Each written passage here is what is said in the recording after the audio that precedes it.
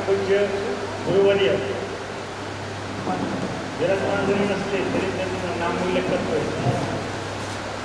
संत सद्गुरू रमेशगिरी महाराज मठाधिपती राष्ट्रसंत जनार्दन स्वामी मोहनगिरी महाराज समाधीस्थळ कोपरगाव पेठ, तसेच परमपूज्य गुरुवर्य संत सद्गुरू परमानंदगिरी महाराज ध्यानपीठ जंगलीदास महाराज आश्रम कोकणला यांच्या शुभ हस्ते व शुभ आशीर्वादाने कार्यक्रमाचे संपन्न होणार आहे. तसेच प्रमुख पाहुणे म्हणून उपस्थित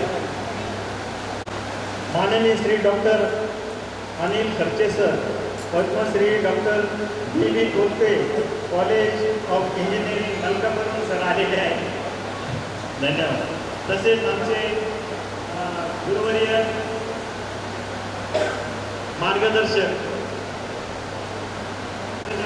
संत ज्ञानेश्वर विद्यालय तथा गोशाळा आणि केंद्रे माननीय श्री प्रशांतजी देशमुख सर रायगड, ते जगणं कसं सुंदर आहे हे आपल्याला आपल्या व्याख्यानातून सांगणार आहे. तसेच तुळजाताई आणि आमचे संस्थेचे सन्माननीय हरिभक्तपरायण सुराशे महाराज, तसेच परिवारातर्फे गीतांजली पदक सुवर्णपदक प्राप्त झालेले आहेत. त्यांनी गीता परिवाराच्या सर्व परीक्षा पूर्ण केलेल्या आहेत.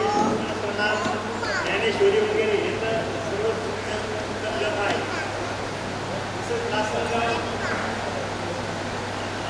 लायन्स स्कूलमधील अपंग विद्यालयातील प्रतिभावंत विद्यार्थी ज्यांचा सन्मान सोहळा, त्याची किमिया बघा. ज्यांना ऐकायला येत नाही, बोलता येत नाही, परंतु नृत्य एकदम न चुकता नृत्य करतात, म्हणजे त्यांना ही ईश्वरी देणगी आहे. तसेच प्रमोद दत्त कांबळे सर, जे ज्येष्ठ चित्रकार मूर्तिकार आहेत, ते संवत्सर येथील भूमिपुत्र आहेत. अहिल्यानगर येथे कला महाविद्यालय संस्थापक JD सुवर्णपदक विजेते आहेत. ते प्रसिद्ध पेन्सिल भित्तिचित्रकार आहेत. त्यांना सन्मान देण्यात आहे. आणि ते विशेष म्हणजे आपले भूमिपुत्र आहे संवत्सरचे कुमारी दुर्गा दिलीप गुंजाळ, संत जनार्दन स्वामी मोहनगिरी महाराज अनाथालय आश्रम लासलगाव यांचे सचिव दिलीपराव गुंजाळ यांची कन्या आश्रमात राहून शिक्षण क्रीडा क्षेत्रामध्ये महाराष्ट्राचे व आश्रमाचे देशाचे तिन्ही जगात पोहोचवले आहे. अशा प्रतिभावंत खेळाडू दुर्गाने आंतरराष्ट्रीय स्पर्धेमध्ये थायलंडमध्ये स्केटिंगमध्ये प्रथम क्रमांक मिळवून सुवर्ण पदक मिळवलेला आहे.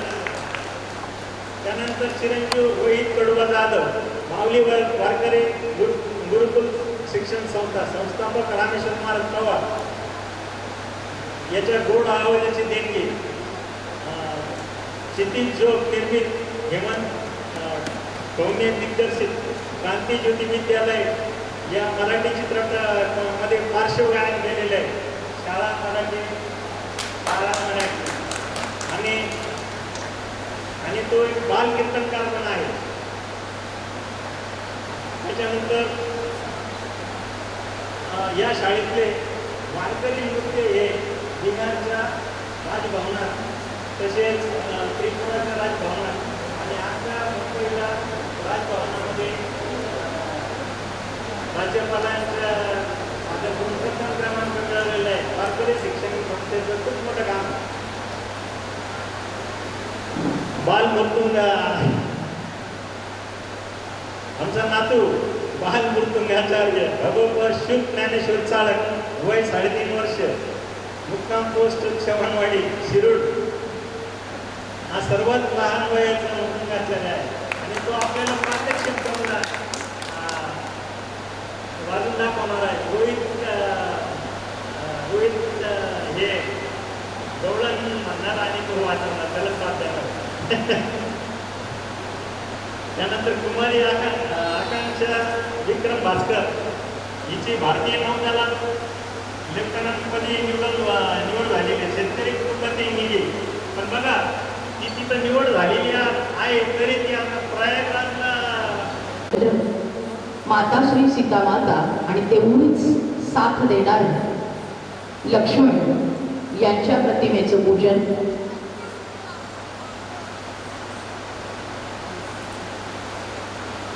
माता श्री सरस्वती अव्यक्त अशी माता, पण शाळांच्या माध्यमातून जी व्यक्त होते अशी ही सरस्वती माता राष्ट्रसंत जनार्दन स्वामी अर्थात परमपूज्य मौनगिरी स्वामी, त्यांचा वारसा चालवणारे परमपूज्य मठाधिपती रमेशगिरी महाराज आणि सबका मालिक आत्मा असं शिकवणारा माऊलींचा हा वारसा आत्मरूप, या प्रतिमांचं पूजन मान्यवरांच्या आपापल्या क्षेत्रातील दिग्गज मातब्बर असे हे मान्यवर आहेत.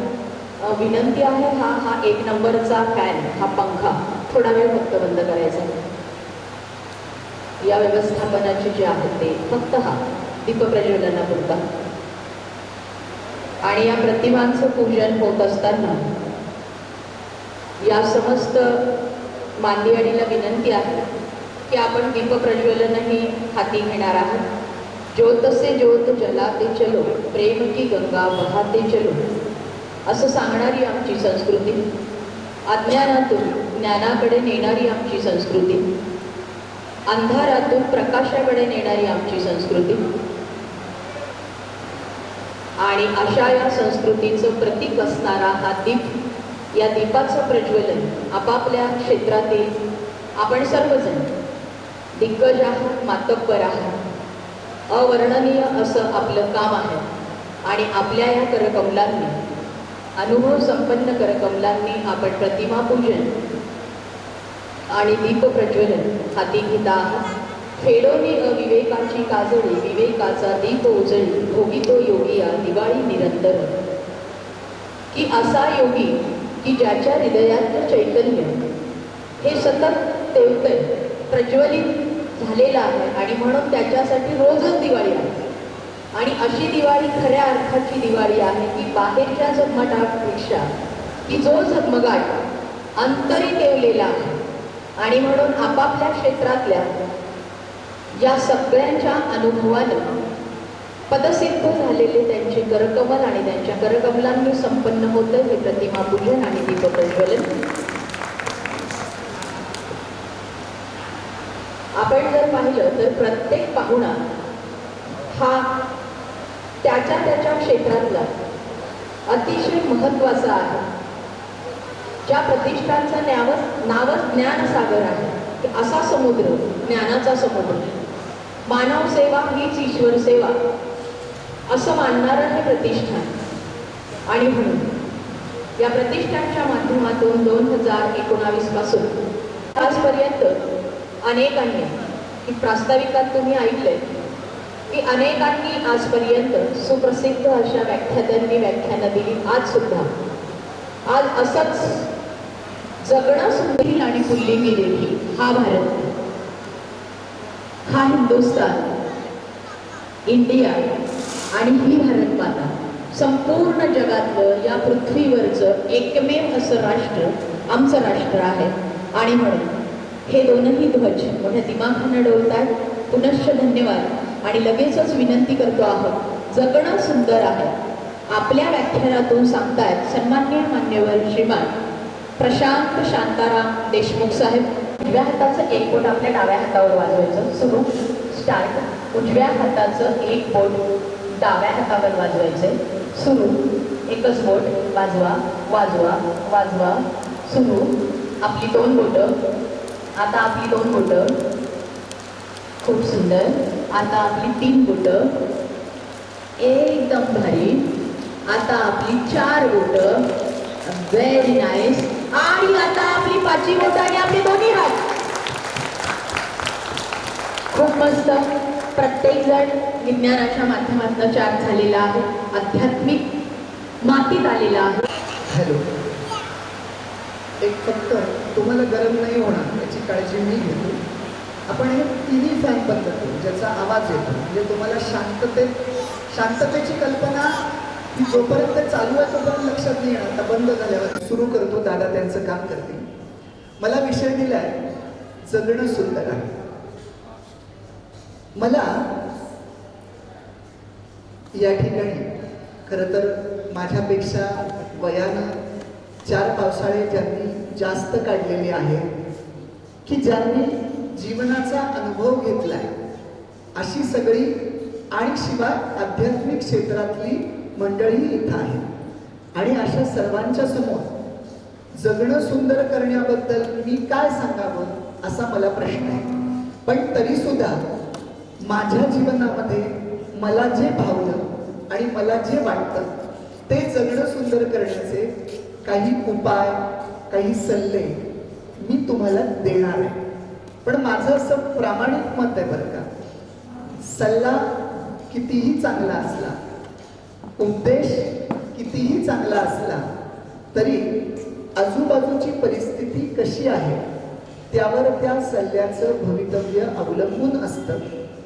तुम्ही म्हणाल कोड्यात काय सांगताय, सुरुवात एका छोट्या विनोदानं करूया, त्यातून मला काय सांगायचंय हे तुमच्या लक्षात येईल आणि तो विनोद कशासाठी सांगायचा आहे हेही मी पुढे सांगतो. मंडळी, एक पहिली दुसरीतला छोटा मुलगा असतो.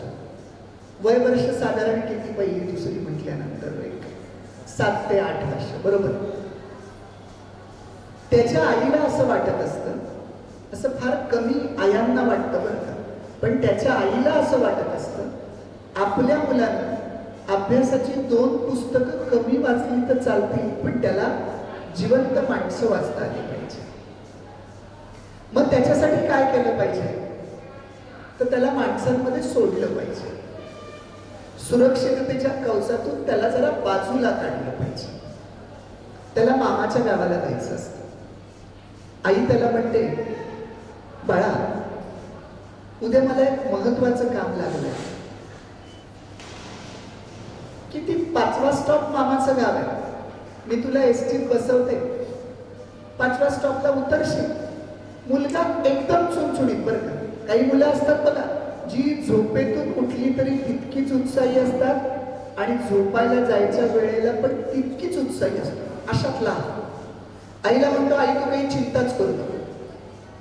रात्री आई त्याला शिष्टाचाराच्या काही गोष्टी सांगाव्या म्हणून त्याला सांगते की बाळा, एसटीतून प्रवास करताना तू जिथे कुठे बसशील, जर एखादी वृद्ध व्यक्ती तुझ्या कडेला येऊन उभी राहिली तर बाळा जिथे कुठे बसलास तिथनं उठायचं आणि त्या व्यक्तीला बसायला जागा द्यायची. एवढं माझं ऐकशील.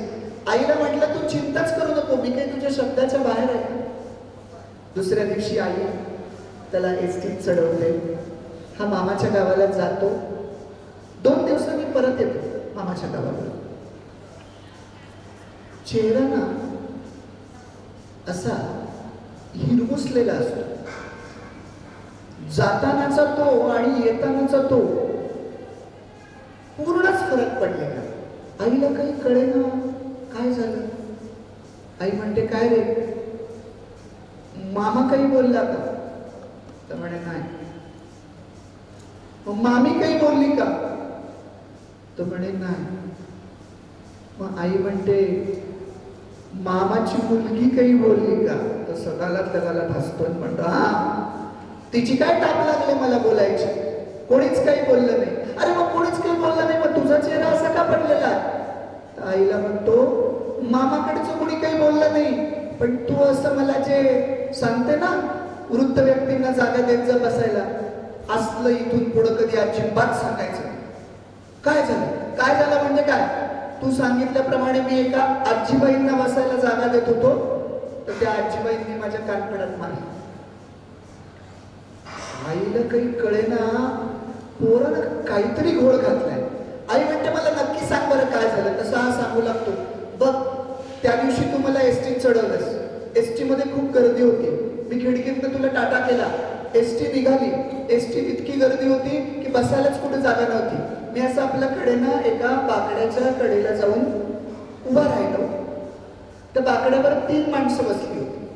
मी जिथं उभा होतो तिथेच कडेला बाकड्यावर जे 3 माणसं बसली, त्यात माझ्या कडेला जे बसले होते बाकड्यावर ते एक आजोबा होते. मला त्यांनी पाहिलं, मी पण पाहिलं. ते हसले माझ्याकडे बघून, मी पण हसलो. मग आजोबा मला म्हणाले, बाळा बसतो का रे माझ्या मांडीवर? आई मी तुला खरं सांगतो, मी त्यांना काहीच बोललो नाही. त्यांनी मला अलगद उचललं आणि त्यांच्या मांडीवर बसवलं. मला पण घोड्यावर बसल्यावर ऐटीत बसावं असं वाटलं. एस टी सुरू झाली. पुढच्या स्टॉपला एस टी थांबली. काही माणसं एस टीतनं खाली उतरली, काही माणसं एस टीत चढली. एक आजीबाई एस टीत चढल्या. गर्दी जसजशी पुढे सरकत होती तसतशा त्या आजीबाई सरकत सरकत माझ्याकडेला येऊन उभ्या राहिल्या. त्या माझ्याकडे बघून हसल्या, मी पण हसलो. तेव्हा मला तुझा रात्रीचा सल्ला आठवला. तू म्हणाली होतीस एसटीतून प्रवास करताना तू जिथे कुठे बसलायस, एखादी वृद्ध व्यक्ती आली तर तिथनं उठायचं आणि त्या व्यक्तीला बसायला जागा द्यायची. आई आता मला कळेना, करू तर मी काय करू? मला श्यामची आई साने गुरुजी आठवली. तो नाही का श्यामला श्यामच्या आईनं सांगितलेलं असतं की बाळा काहीही झाली तरी चोरी करायची नाही. हा एकदा देवळात गेलेला असतो, याला खूप भूक लागलेली असते, देवाच्या दारातले असे पैसे उचलतो, मग आईचा सल्ला आठवतो की काही झालं तरी चोरी करायची नाही. पोटात भूक लागलेली असताना हा देवाचे पैसे देवाच्या दारात आईनं सांगितले म्हणून तसेच ठेवतो. मी विचार केला तो श्याम पोटात भूक लागली आहे तरी आईचं ऐकतोय, मग माझं पोट भरलेलं असताना मी आईचं का ऐकू नको? मी टुनकन आजोबांच्या मांडीवरून खाली उतरलो आणि आजीबाईंना असं हाताला धरलं आणि आजीबाईंना म्हटलं, आजीबाई तुम्ही बसा इथं. आजीबाईंनी पहिल्यांदा दुर्लक्षच केलं. मग मी आजीबाईंना जसं हाताला धरून ओढायला लागलो तसं त्यांनी माझ्या कानपडात मारली, आई माझं काही चुकलं का ग? मंडळी मला सांगा, जगातल्या कुणाला पण आपण विचार की एस टीतून प्रवास करताना एखादी वृद्ध व्यक्ती जर कडेला येऊन उभी राहिली तर आपण जिथे कुठे बसलोय तिथून उठायचं आणि त्या व्यक्तीला बसायला जागा द्यायची. हा आईचा सल्ला चुकीचा आहे का?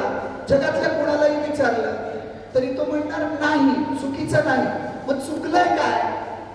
की ते बालक लहान असल्यामुळे आजूबाजूची परिस्थिती काय आहे याचा अंदाज त्याला नव्हता. मी हे उदाहरण तुम्हाला का सांगितलं? जगणं सुंदर करण्याचे काही उपाय मी माझ्या व्याख्यानात तुम्हाला सांगणार आहे. वापरणारे तुम्ही आहात. आजूबाजूची परिस्थिती कशी आहे याचं भान तुम्ही ठेवायचंय. रायगडवरून राजांच्या राजधानीतून आलेले प्रशांत देशमुख याला जबाबदार असणार नाही असं म्हणून मी आधीच माझ्या हात वरती झटकून घेतली आहे. म्हणजे जगणं सुंदर आहे या व्याख्यानाची सुरुवात मंगेश पाडगावकरांच्या एका छानशा कवितेनं करूया.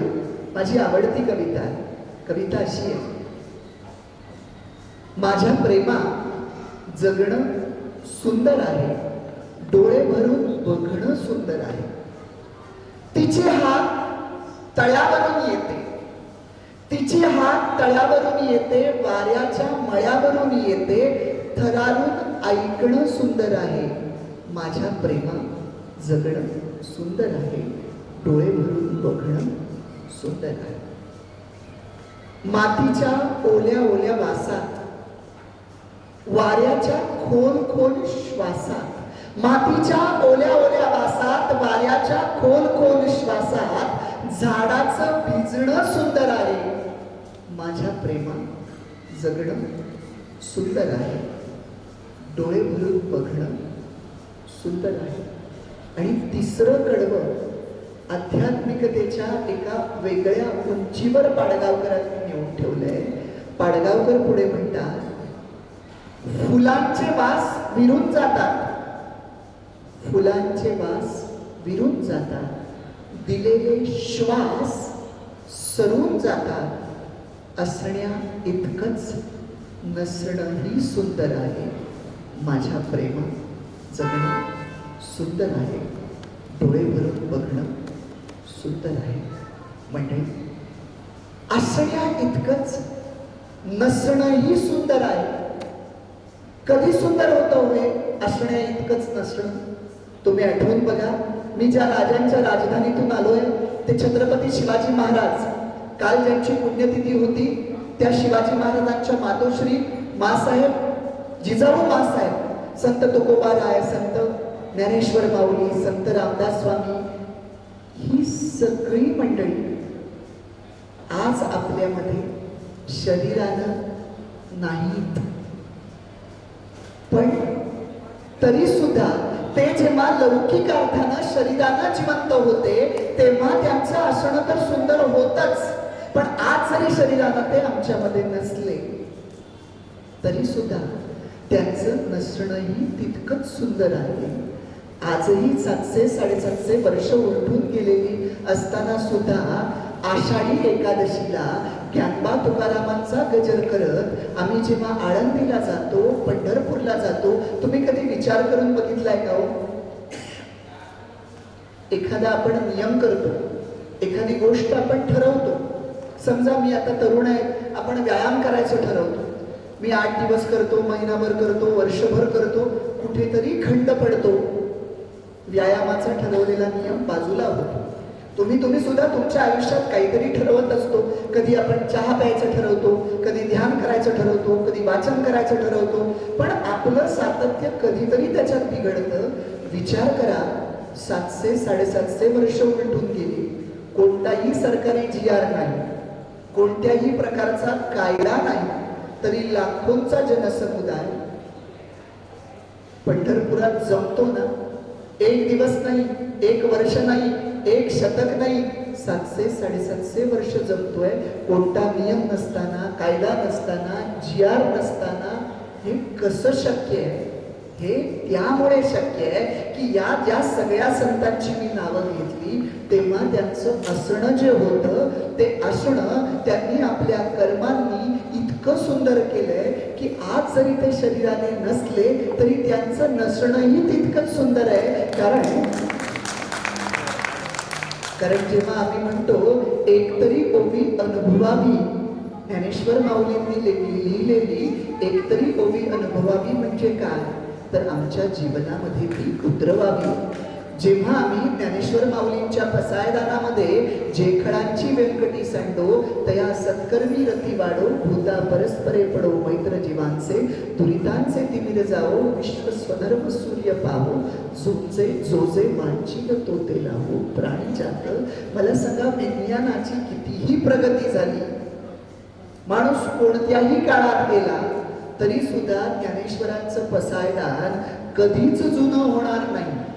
आज आमच्याकडच्या काही गोष्टी जुन्या होतात ना, म्हणजे आमच्याकडचा फॅन पूर्वीचा वेगळा असेल, नवीन टेक्नॉलॉजीनं वेगळा येईल, जुनी TV आमची वेगळी असेल, आज वेगळी येईल, पण ज्ञानेश्वर माऊलींची किंवा संतांचे हे जे शब्द आहेत ते कुठल्याही काळामध्ये तुम्ही जा, आश्मयुगापासून विज्ञान युगापर्यंत या, त्यांचे शब्द आजही आम्हाला आधारच देणार आहेत.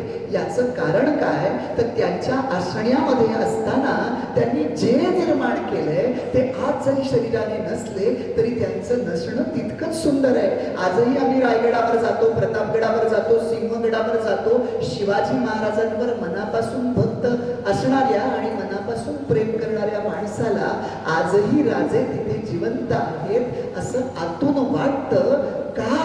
कारण राजे आमच्या रक्तातच भिनलेले आहेत. मंडळी बघा कसं आहे, आज ज्यांच्या स्मृती प्रित्यर्थ हा कार्यक्रम इथे आयोजित होतोय ते स्वर्गीय सागर राजू जाधव. शरीरानं आमच्यामध्ये नसले तरी त्यांच्या वडिलांनी, त्यांच्या नातेवाईकांनी, त्यांच्या मित्रमंडळींनी हा जो वागयज्ञ चालू ठेवला, याला ज्ञानेश्वर माऊलींनी पसायदानामध्ये वागयज्ञ म्हटलंय बरं का, की जिथे वक्ता बोलत असतो आणि श्रोता ऐकत असतो, ज्ञानाचं आदान प्रदान होत असतं, तो वागयज्ञ असतो. आज ते जरी शरीरानं सागरजी आमच्यामध्ये नसले तरी सुद्धा त्यांचं नसणं सुद्धा आध्यात्मिक दृष्टीनं पाहिलं तर ते सुंदर आहेच की नाही. कारण शेवटी जन्माला आलेला माणूस हा काही कायम अविरत जिवंत राहायला आलेला नसतोच ना. म्हणून तर दासबोधामध्ये रामदास स्वामींनी म्हटलंयच की मरे एक त्याचा दुजा शोक वाहे, अकस्मात तुही पुढे जात आहे. प्रत्येक जण पुढे जातोयच की, पण मग महत्वाचं काय राहतं की जी व्यक्ती शरीर टाकून गेलीये त्याचं कार्य किंवा त्याच्या निमित्तानं जे घडतंय ते सुंदर असलं पाहिजे. आणि त्या निमित्तानं आज रायगड आणि नगर, अहिल्यानगर याचा सांधा जो जोडला गेलाय, म्हणजे स्वर्गीय सागरजी आज शरीरानं नसले तरी सुद्धा त्यांच्या स्मृती या इथे आहेतच. म्हणूनच फुलांचे वास विरून जातात, दिलेले श्वास सरून जातात, असण्या इतकंच नसणंही सुंदर आहे. मला त्याच्या आईवडिलांचं, सागरजींच्या आईवडिलांचं कौतुक करावं असं वाटेल.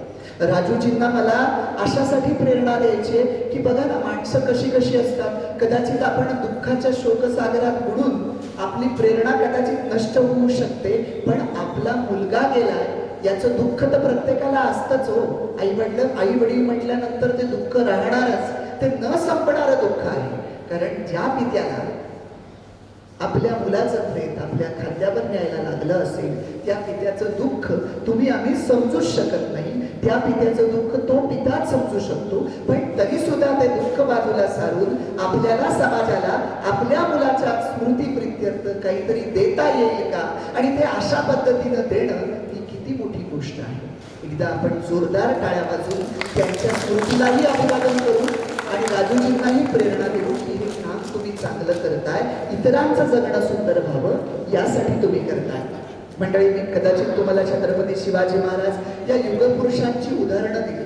तुम्ही कदाचित असं म्हणाल की हे युगपुरुष होते, त्यांनी अनेकांचं जगणं सुंदर केलं, आम्ही सामान्य माणसं आहोत, आम्ही कोणाचं जगणं कसं सुंदर करू. मंडळी, मला असं वाटतं, कदाचित काही जण असं म्हणतील आमची परिस्थिती अत्यंत गरिबीची आहे, आम्ही कसं कोणाचं जगणं सुंदर करणार. मला असं वाटतं या जगामध्ये गरीबही कोणी नसतो आणि श्रीमंतही कोणी नसतो, कारण या व्याख्या सापेक्ष आहे. तुम्ही म्हणाल कसं? मी जर तुम्हाला असं विचारलं की 50,000 रुपये महिन्याचा पगार आहे, हा माणूस गरीब का श्रीमंत, या प्रश्नाचं उत्तर देता नाही येणार. कारण हा प्रश्न तुम्ही कुणाला विचारताय यावर त्याचं उत्तर अवलंबून आहे. जो बिचारा कामगार दिवसाला 100-150 रुपये कसे तरी जेमतेम कमवतोय आणि अशा माणसाला तुम्ही जाऊन विचारलं महिन्याचा पगार 50,000 रुपये, व्यक्ती गरीब का श्रीमंत, तर त्याच्या दृष्टीनं ती व्यक्ती श्रीमंत आहे. पण हाच प्रश्न तुम्ही टाटा, बिर्ला, अदानी यांना विचारलं की महिन्याचा पगार 50,000 आहे, ही व्यक्ती गरीब का श्रीमंत, तर त्यांच्या दृष्टीनं ती व्यक्ती गरीब असेल. मला असं वाटतं आपला पगार 5,000 रुपये ज्याचा पगार आहे तो समाजासाठी 50 रुपये नक्की देऊ शकतो, आणि ज्याचा महिन्याचा पगार 50,000 रुपये तो समाजासाठी 500 रुपये नक्की देऊ शकतो.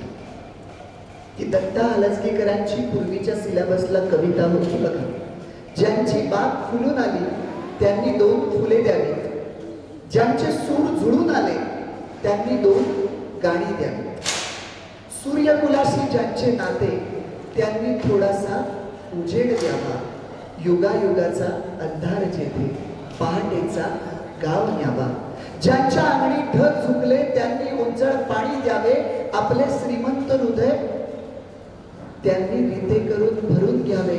आणि शेवटचं कडवं किती अप्रतिम आहे बघा, आभाळा एवढी ज्यांची उंची, आभाळा एवढी ज्यांची उंची त्यांनीच थोडेसे खाली यावे, मातीत ज्यांचे जन्म मळले त्यांना उचलून वरती घ्यावे, त्यांना उचलून वरती घ्यावे. मंडळी, मी खरं सांगू, मी ना असं डोळ्यासमोर या शेवटच्या कडव्यानुसार असं एक चित्र उभं करतो, तुम्ही पण उभं करून बघा. अशी कल्पना करा, डोंगरावर एक मंदिर आहे आणि त्या मंदिरात भगवंतापर्यंत पोहोचण्यासाठी हजारो पायऱ्या आहेत. तुम्ही मधल्या कुठल्या तरी पायरीवर उभे आहात, जाणार आहात सगळे त्या भगवंताकडेच, मधल्या कुठल्या तरी पायरीवर आपण उभे आहोत. आपला हा जो उजवा हात आहे ना, तो आपल्यापेक्षा सत्तेनं, संपत्तीनं, बुद्धीनं, कार्यकर्तृत्वानं जो आपल्यापेक्षा एक पाऊल वरती आहे, त्यानं आपला हा हात हाती धरलाय. कशासाठी? आपल्याला प्रगतीचं एक पाऊल वरती उचलण्यासाठी. आता आपला डावा हात रिकामा आहे. आपल्याला काय करायचंय? आपल्यापेक्षा खालच्या पायरीवर जो कोणी आहे की जो सत्तेनं, संपत्तीनं, कार्यकर्तृत्वानं, ज्ञानानं थोडंसं एक पाऊल खाली असेल, त्याला आधाराची गरज असेल, आपला डावा हात त्याला द्यायचा आहे. आणि अशी जर साखळी आम्ही जर समाजात निर्माण केली तर मला सांगा, समाजाचं जगणं सुंदर व्हायला किती वेळ लागेल? पण दुर्दैव काय माहिती, हल्ली माणसं एकमेकांच्या प्रगतीसाठी कोणाचा हात खेचत नाही, खेचलाच तर पाय खेचतात. बरोबर आहे. म्हणून तर ते महाराष्ट्रातल्या माणसाबद्दल विनोदानं असं सांगितलं जातं बघा, वेगवेगळ्या राज्यातल्या खेकड्यांचं प्रदर्शन भरलेलं असतं आणि फक्त महाराष्ट्रातल्या खेकड्यांच्या बरणीला झाकण नसतं. ते खेकडे असे पळून चाललेले असतात. कोणीतरी म्हणतं ते खेकडे पळून जातील, तेव्हा कोणीतरी उत्तर देतं ते महाराष्ट्रातले खेकडे पळून जाणार नाहीत, कारण एक चढला की दुसरा त्याचा पाय खेचायला तयारच असतो. मला असं वाटतं आपल्याला तर जगणं सुंदर करायचं असेल तर आपल्याला प्रगतीसाठी एकमेकाला हात देता आला पाहिजे. लक्षात घ्या, हे जग स्पर्धेचं नाहीये. आपल्याला अनेक जण बिंबवतील की हे जग स्पर्धेचं आहे. मला असं म्हणायचंय, हे जग स्पर्धेचं नाही, हे जग सहकार्याचं आहे. तुम्ही जेवढं सहकार्य कराल तेवढं तुमची प्रगती स्वतःसहित अनेकांचीही होणार आहे. आणि तुम्ही कधीही विचार करून बघा, मी खूप विचार केला की आपल्याला जगणं सुंदर करायचं काय हो. समजा माझ्याकडे प्रचंड पैसा आला, बघा मी काय म्हणतोय, खूप पैसा आला आणि विज्ञानाची सगळी साधनं हात जोडून माझ्यासमोर उभी राहिली. खरंच माझं जगणं सुंदर होईल का? खरंच सुख मला मिळेल का? आता कसं आहे, जे माझ्यापेक्षा लहान आहे, ज्यांचा जन्मच मुळी 2000च्या नंतर झालाय, त्यांना ही तुलना जमणार नाही. पण ज्यांचा जन्म साधारणतः 80-90 साली वगैरे झाला असेल, त्या माणसांनी जग बदलताना बघितलंय, त्यामुळे त्यांना तुलना करता येईल. मी जेव्हा या विषयावर बोलत असताना माझ्या आतून स्वतःला प्रश्न विचारला की माझ्याकडे प्रचंड पैसा आला आणि विज्ञानाची सगळी साधनं आली तर माझं जगणं सुंदर होईल का? मला आतून उत्तर मिळालं, जगण्यापुरता पैसा असला पाहिजे. इव्हन नीतिमंत श्रीमंत व्हायलाही हरकत नाही. श्रीमंत व्हावं, नीतिमंत श्रीमंत व्हावं. का?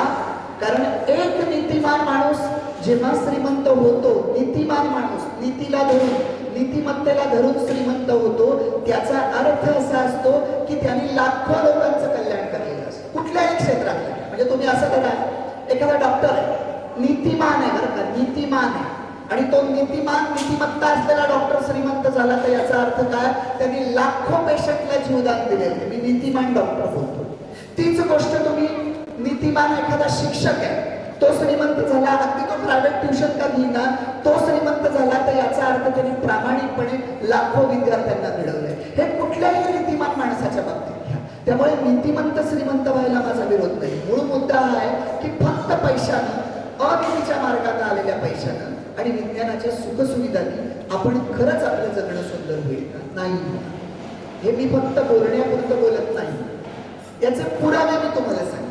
कदाचित ज्यांचा जन्म 2000च्या नंतर झाला आहे त्यांना कळणार नाही, पण इथे बरेच जुन्या म्हणजे अगोदरच्या वयातले आहेत, अगोदरच्या काळातले आहेत, त्यांच्या लक्षात येईल की बघा, प्रचंड पैसा आणि विज्ञानाची साधनं नसताना सुद्धा आपण आनंदात जगलोय. आठवून बघा, दूरदर्शन नावाचं एकच चॅनल होतं. आठवतंय का? बघा, दूरदर्शन नावाचं एकच चॅनल असायचं. शनिवार आणि रविवार या दोनच दिवशी चित्रपट लागायचे. एक दिवस मराठी आणि एक दिवस हिंदी. अख्ख्या गावामध्ये एकच टीव्ही असायची, एकच. अख्खं गाव तिथे जमा व्हायचं तो पिक्चर बघायला.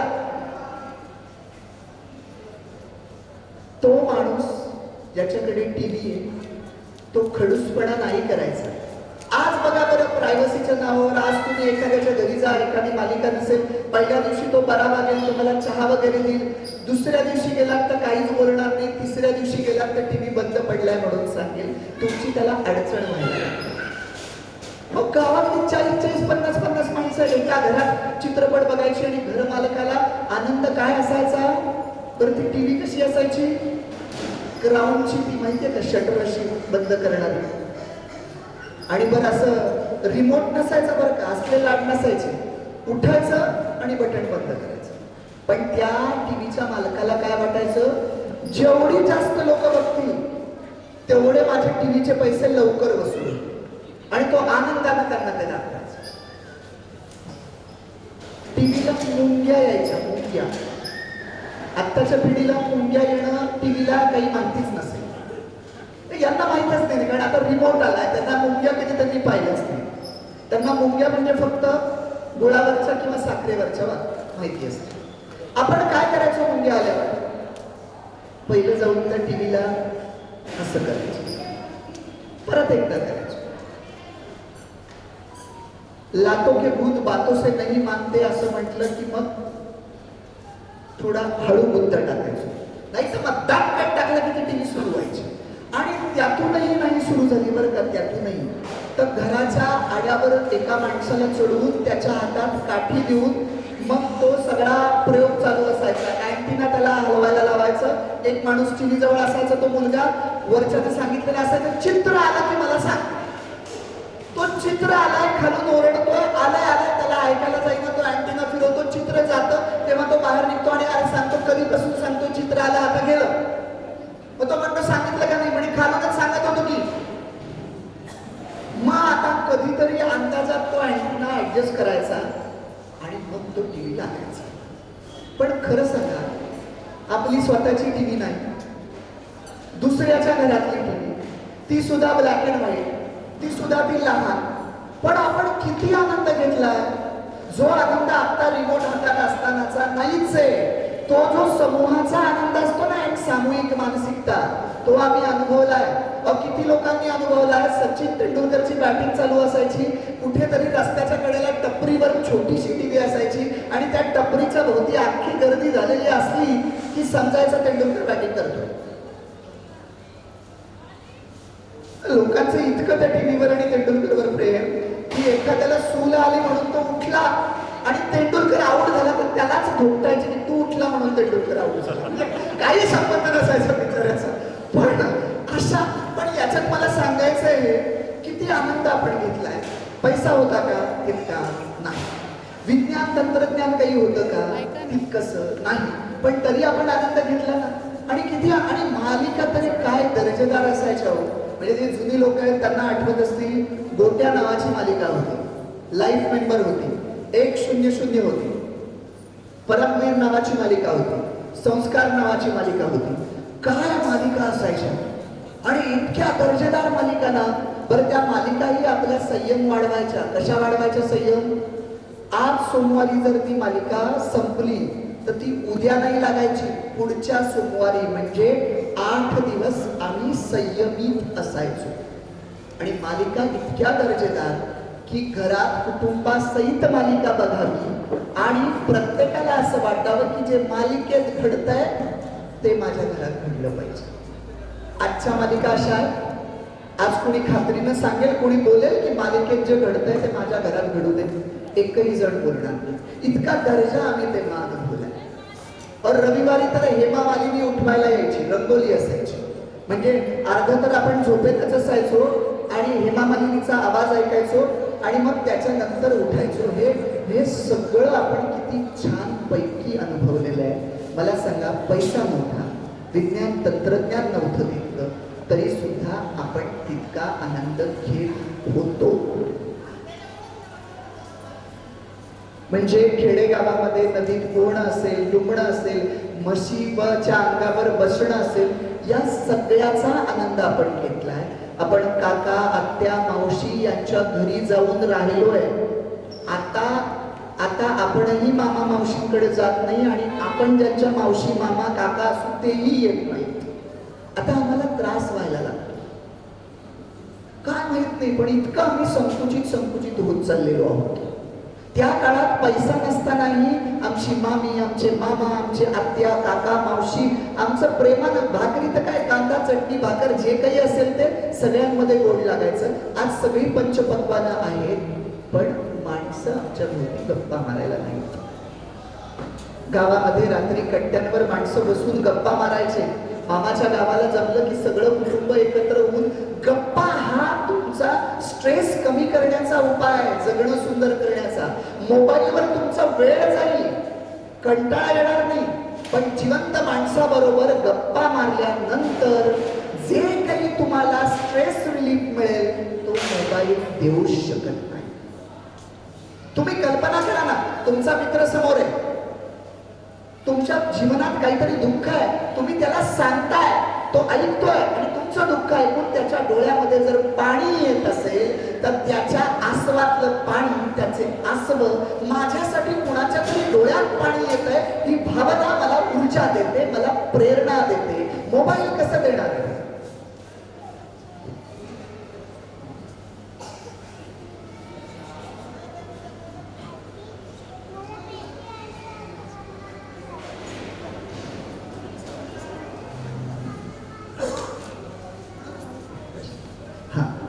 तर मला सूचना आल्याप्रमाणे मी 10 मिनिटांमध्ये जे जे काही महत्वाचं आहे तेवढं मांडण्याचा प्रयत्न करतोय.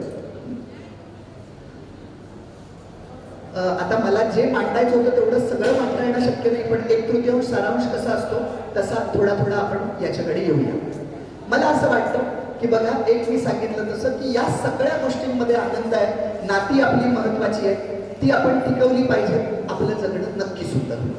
दुसरी महत्वाची गोष्ट, आपल्याला जीवनाकडे बघण्याचा आपला दृष्टिकोन हा सकारात्मक असला पाहिजे. तुम्ही म्हणाल सकारात्मक म्हणजे काय? मी अधिक खोलात जात नाही, वेळ कमी आहे. पाडगावकरांचीच एक कविता सांगतो, साधी सोपी आहे, तुम्हाला कळेल. कविता अशी आहे, अनेकांना माहिती असेल, चांगल्या गोष्टी आपण परत ऐकू. कविता अशी आहे, सांगा कसं जगायचं, कणत कणत की गाणं म्हणत तुम्हीच ठरवा. काळ्याकुट्ट काळोखात जेव्हा काही दिसत नसतं, तुमच्यासाठी कोणीतरी दिवा घेऊन उभं असतं, मग काळोखात उडायचं का प्रकाशात उडायचं तुम्हीच ठरवा. सांगा कसं जगायचं, कणत कणत की गाणं म्हणत तुम्हीच ठरवा.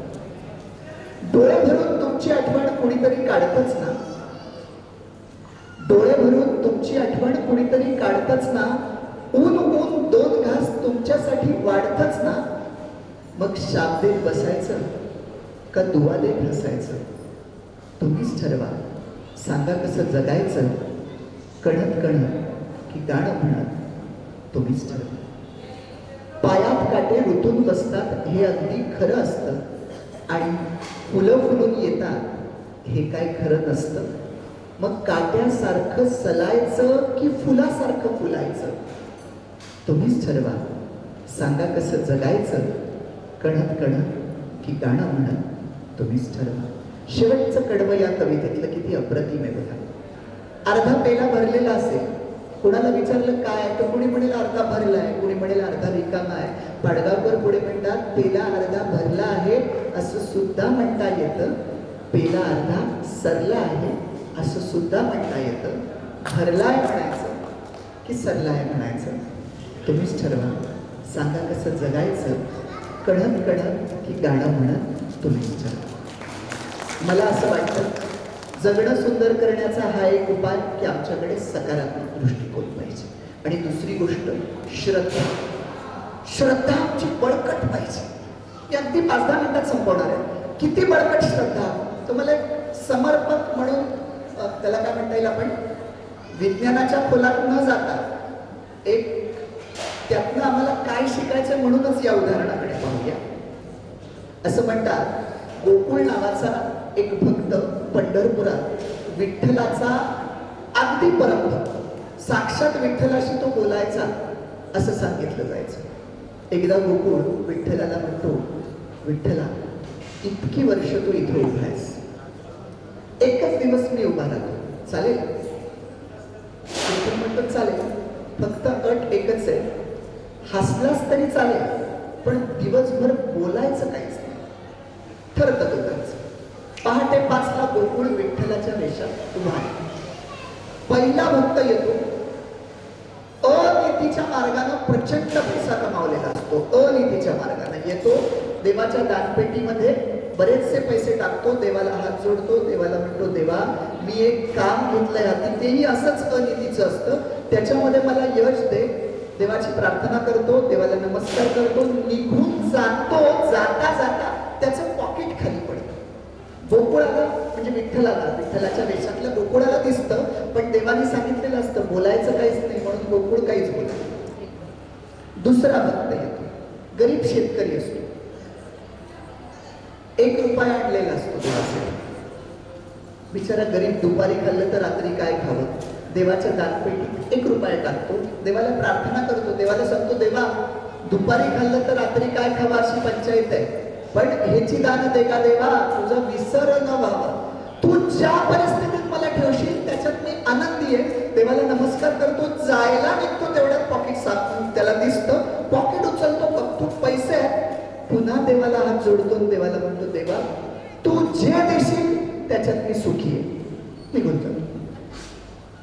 तिसरा भक्त नावाडी असतो, नावाडी समुद्रात जाणार असतो, देवाला प्रार्थना करतो, देवाला म्हणतो, माझे आई वडील वृद्ध आहेत, त्यांचं वय झालंय, मी एकुलता एक मुलगा आहे, आता मी समुद्रात चाललोय, माझ्या जीवाचं रक्षण कर. प्रार्थना करतो मनापासून, कारण मी आई वडिलांचा आधार आहे, माझ्या जीवाचं रक्षण कर, मनापासून प्रार्थना करतो. डोळे उघडतो, पहिला भक्त पोलिसांना घेऊन आलेला असतो, ज्याचं पॉकेट पडलेलं आहे तो. पोलीस त्याला विचारतात, तिसऱ्या भक्ताला नावाड्याला, पॉकेट सापडला का? तो म्हणतो नाही. पहिला भक्त म्हणतो नाही नाही, एवढ्या पहाटे कोण येणार आहे, हा खोटं बोलतोय, यानेच घेतला असेल. पोलीस त्याला पकडायला जातात, तेव्हा तो नावाडी देवाकडे बघून म्हणतो, देवा अरे तुझ्या राज्यात काय चाललंय, चोर सोडून संन्याशाला फाशी. आता मात्र गोकुळाला राहावे. तो देवाची आज्ञा मोडतो आणि बोलायला सुरुवात करतो, ओ तुमचं पॉकेट यांनी नाही नेलं, मधला एक भक्त आला, तो घेऊन गेला. आता दिवसभर वेगवेगळे भक्त येतात. आता रात्री परत गोकुळ आणि विठ्ठल. गोकुळ म्हणतो, देवा अरे कसे कसे वेगवेगळे तुझे भक्त रे. तेव्हा देव म्हणतो, पण तू काही बोलला तर काहीच ना. अरे बोलू नको तर काय करू, चोर सोडून संन्याशाला फाशी. तेव्हा देव म्हणतो, तुला काय वाटतं ते घडत होतं? अरे ते मीच घडवत होतो. देव गोकुळाला सांगतोय, मीच घडवत होतो, आठवून बघ. पहिला भक्त ज्यानं पैसे कमावलेत अनितीनं, तो पण माझा भक्तच आहे. मी काय केलं, बरोबर त्याचंच पॉकेट पाडलं. कोणाला मिळवून दिलं? जो गरीब आहे त्याला मिळवून दिलं. त्यानं काय केलं माहितीये, त्यातले फक्त स्वतःला लागतील तेवढे थोडेसेच घेतले आणि बाकी समाजासाठी वापरले. गोकुळ म्हणतो, त्या दोघांचं काही नाही, पण त्या नावाड्याला का शिक्षा, त्याला का तू तुरुंगात पाठवणार होता? तेच म्हणे मी तुला सांगतोय, तुम्हा माणसांचा माझ्यावर विश्वास नाही. त्या नावाड्यानं प्रार्थना काय केली होती आठव? तो म्हणाला होता, माझे आई वडील वृद्ध आहेत, एकुलता एक मुलगा आहे, मी समुद्रात चाललोय, माझ्या जीवाचं रक्षण कर. समुद्रामध्ये घोंगावणारं वादळ येणार होतं आणि हा जर नौका घेऊन गेला तर याची नौका बुडणार होती, याला जलसमाधी मिळणार होती. मी त्याची प्रार्थना ऐकली आणि काय करणार होतो, मी त्याची प्रार्थना ऐकून त्याला तुरुंगात पोलिसांकरवी टाकणार होतो आणि पोलिसांकरवी त्याला तुरुंगात टाकून तो 2 दिवस तुरुंगात राहणार होता. जामिनावर त्याची मुक्तता होणार होती, पण त्याचं जीवन वाचणार होतं. पण तुम्हा माणसांचा माझ्यावर विश्वासच नाही. तर मंडळी, मला असं वाटतं, आयुष्यात जेव्हा जेव्हा कधी संकट येते, त्या त्या वाईट गोष्टींची साखळी परमेश्वरानं कुठेतरी चांगल्या गोष्टींशी जोडलेली असते, हे आपण लक्षात घेतलं पाहिजे. आणि जगणं सुंदर करण्याचा शेवटचा उपाय सांगतो आणि थांबतो.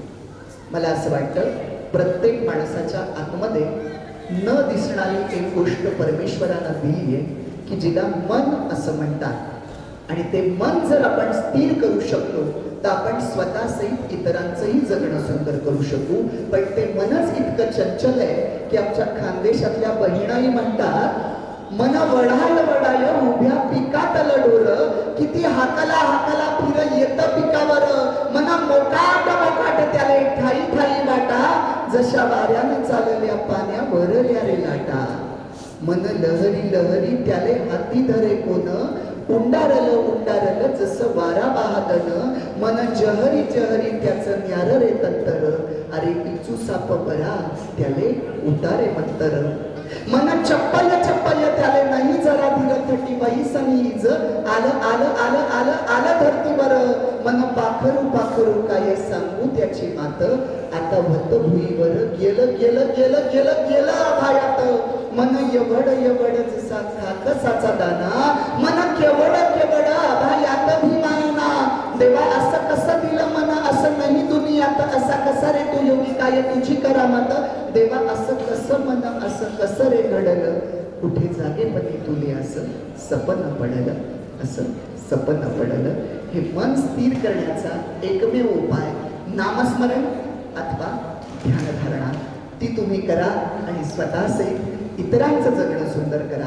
आज आपल्याकडे खरा वेळ कमी आहे, मला तुमच्याशी खूप बोलायचं होतं, पण या भाषणाच्या शब्दातून जरी बोलता आलं नाही तरी पुस्तकाच्या रूपानं मी बोलीन.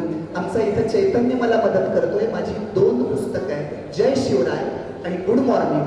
आपण आवर्जून जाताना इथे समोर स्टॉल आहे, जरूर बघा. आपल्या मुलांना एखादा ड्रेस कमी शिवला तर चालेल, पण त्याच्या आधी पुस्तक द्या. आज मला या कार्यक्रमाला बोलावलं त्याबद्दल धन्यवाद.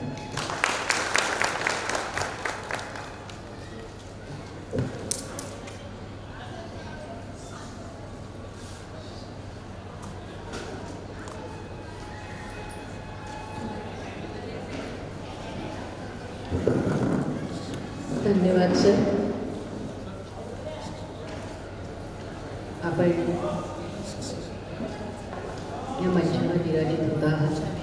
मुक्काम पोस्ट हातनोली, तालुका खालापूर, जिल्हा रायगड. 5:10 ज्यांनी आपल्या जगणं सुंदर आहे या जगण्याच्या शब्दांना सुरुवात केलेली होती. 5:55 होत आहेत आणि वेळ कमी पडलेला आहे, खरं आहे.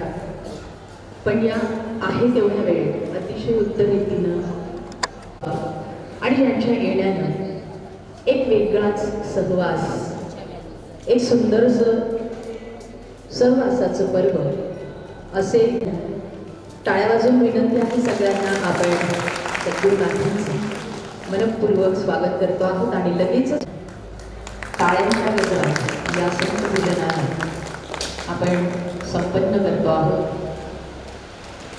अध्यात्माची धर्माची धुरा आपल्या गुरुदेवांच्या माध्यमातून ज्यांनी घेतली आणि ती या तालुक्याच्या, जिल्ह्याच्या, राज्याच्या नव्हे तर भारतवर्षाच्या कानाकोपऱ्यात ज्या महाराजांनी नेलेली आहे. नुकतीच पुरुषोत्तम मासाच्या निमित्तानं तब्बल 6 बसेस पुरुषोत्तम पुरीला महाराजांच्या माध्यमातून नेल्या आणि आसपासची जी तीर्थस्थळं आढळराव साहेबांचा सन्मान महाराजांना करायचा आहे आणि बाबाजी तो करतात. टाळ्यांच्या गजरात आपण उत्तम असा प्रतिसाद उत्तमसं अभिनंदन करतो आहोत. आणि खर्चे सरांनी सुद्धा एवढ्या लांबून खर्चे सर आले आणि महाराजांना तो मोह आवडला गेलेला नाही आणि हा सन्मान बहुरूपी महाराज ज्यांना आजचा अतिशय महत्त्वाचा पुरस्कार प्रदान केला जाणार आहे. या प्रतिष्ठानच्या वतीनं महाराजांच्या करकमलांनी या सन्मानाचं, या सत्काराचं हे सत्र, हे पर्व संपन्न होते. खर्चे सरांच्या याचा हा वारसा आपल्या गुरुकुलाच्या माध्यमातून, आपल्या आश्रमाच्या माध्यमातून आपण खूप मोठं सहकार्य आहे आणि आपल्याच माध्यमातून जिल्हा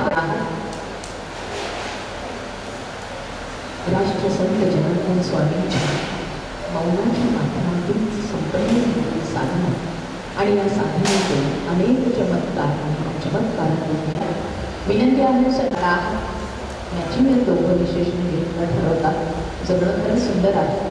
श्री गणेशाय नमः. ओम नमो भगवते वासुदेवाय नमः. संपूर्ण श्रीमद भगवद्गीता कंठस्थ केलेली आहे. गीता परिवारातर्फे गीतावरती पदवी व सुवर्ण पदकाची प्राप्ती. गीता विचक्षण या विभागामध्ये श्लोकांक आणि अवरोही या दोन्ही पदवी परीक्षा उत्तीर्ण. सध्या ते श्लोकार्थ परीक्षेसाठी सिद्धता करतायत.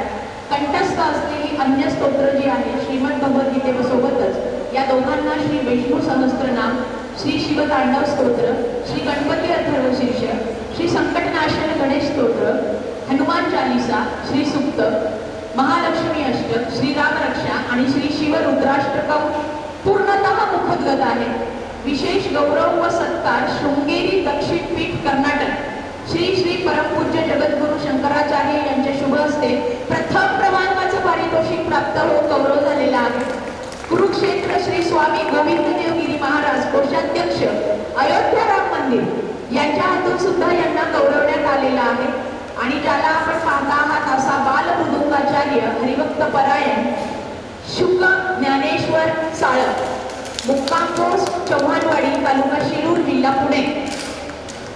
बाबाजींना रवाना व्हायचंय म्हणून आणि हरिभक्त परायण रोहित महाराज जाधव क्रांतिज्योती विद्यालय या मराठी चित्रपटात ज्यानं पार्श्वगायन केले असा श्री माऊली वारकरी शिक्षण संस्थेचा या अनाथालयाचा व गोशाळेच्या सिल्लोड फाटा येथील हा विद्यार्थी. आणि तुम्हाला ते गाणं चांगलं आठवत असेल, सगळ्यांना आठवत असेल की आता जिल्हा परिषदेच्या शाळांमध्ये विद्यार्थ्यांनी प्रवेश घ्यावा म्हणून या चित्रपटातलं जे गाणं आहे याच्या माध्यमातून व्हिडिओ, याच्या माध्यमातून रील जे आहे हे अतिशय उत्तम रीतीनं प्रसारित झाले असा तो आहे. आणि म्हणते एकाच टेक मध्ये त्याचं गाणं झाले, रिटेक नावाची गोष्ट झाली नाही. आणि ते गाणं तोच म्हणून दाखवणार आहे. लगेच आपण त्याच्याकडे वळूया. शाळा मराठी माझी माय मराठीवर.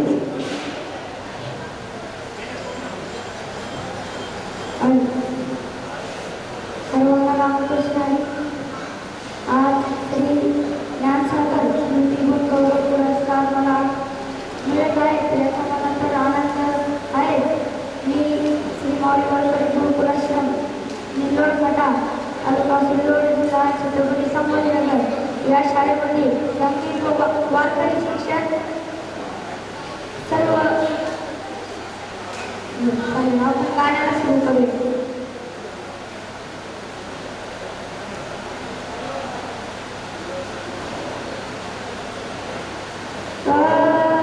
शाळा मराठी माझी शाळा मराठीवर, शाळा मराठी माझी शाळा मराठीवर, जशी लेकरा माय धरती या पोटीवर, जशी लेकरा माय धरती या पोटीवर, गुरुजी बाई माझं गुरु माईवर, गुरुजी बाई माझं गुरु माईवर, जशी ज्योतिबा सावित्री माईवर, शाळा मराठी माझी शाळा मराठीवर, शाळा मराठी माझी शाळा मराठीवर, जशी लेकरा माय धरती या पोटीवर, जशी लेकरा माय धरती या पोटीवर, ताता ताना ना ना ना ना, ताता ताना ना ना ना ना, लग्नाच्या भीती भीती त्याला कवलं होतं छत, वर्गामध्ये आमच्या दादा घर पण मोठा, हा लग्नाच्या भीती भीती त्याला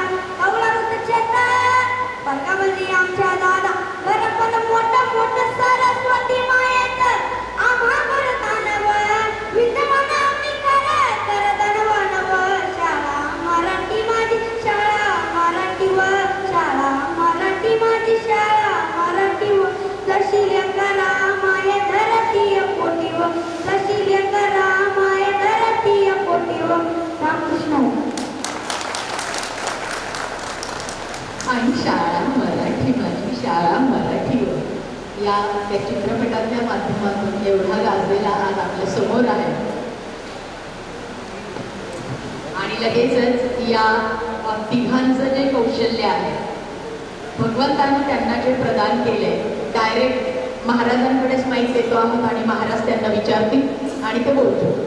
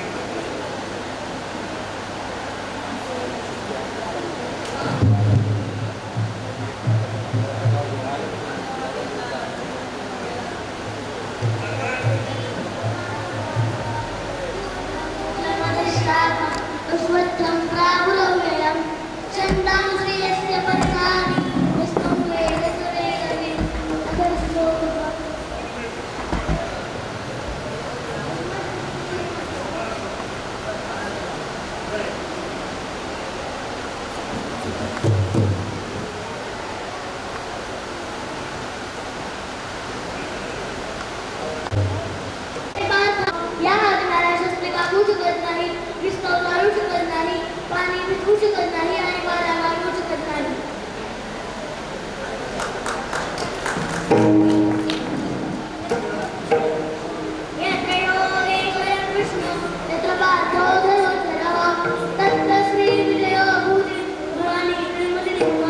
जेथे योगेश्वर भगवान श्रीकृष्ण आहे आणि जेथे त्यांचं मनुष्य धारण करणारा अर्जुन आहे तेथे श्री विजय विभूती आणि अचल नीती आहे असे माझे मत आहे.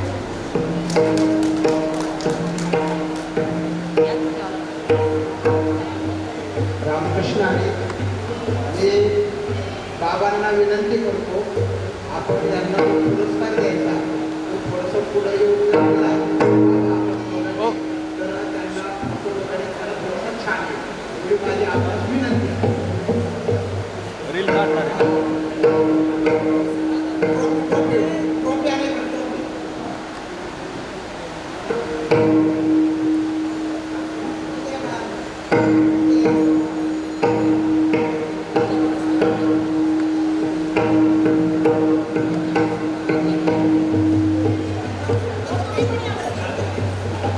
मोबाईल सोडत नाही, आमची बाळं मोबाईल सोडत नाही.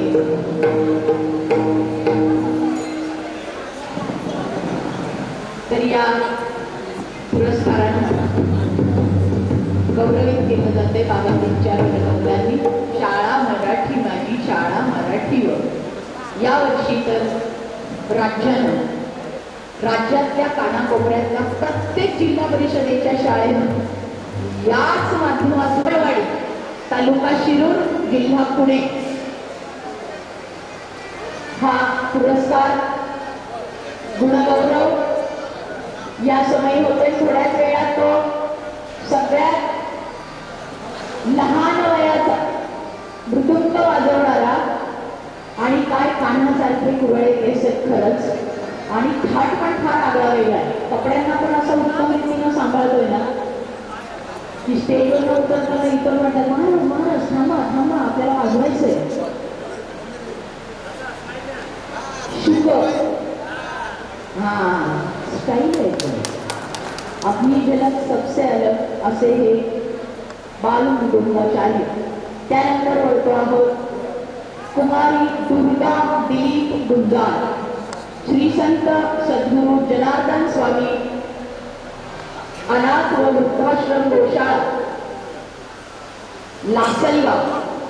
स्केटिंग क्रीडा इंटरनॅशनल गोल्ड मेडल घेतले आणि रेणुकाताईंना विनंती आहे तिचा तुम्ही आणि तिसऱ्यांदा इंटरनॅशनल तेही रुरल एरिया ग्रामीण भागातली ही विद्यार्थिनी तुमच्या टाळ्यांना काय वाढलं.